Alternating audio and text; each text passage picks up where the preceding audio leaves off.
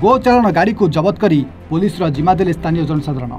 पिपिली बाजपेयी छक निकट में एक टाटा एसी गाड़ी सहित गाई और बलद को पुलिस जिम्मा देते लोके।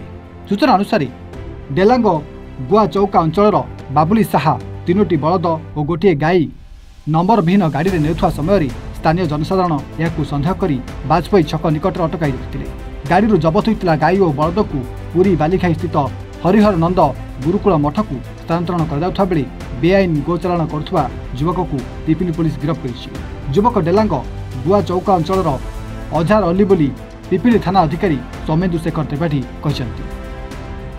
डेलांग पटे गोटे टाटा एसी गाड़ी जड़े लोक 3टा बलद और गोटे गाई नहीं आसले आम जो गो सुरक्षा बाहिनी धरिक आम खबर देला आम रेस्क्यू कर गाई मान भेटनारी अफिसर ट्रिटमेंट कलापर गौशाला छाड़ू से संबंध में जड़े लोक आम अटक रखु से आज अरेस्टिंग कर।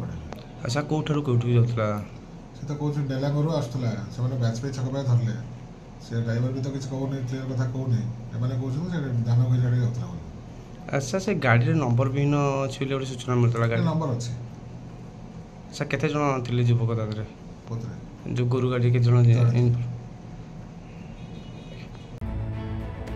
पिपिली प्रशांत कुमार महाराणा की रिपोर्ट एवन ओडिशा।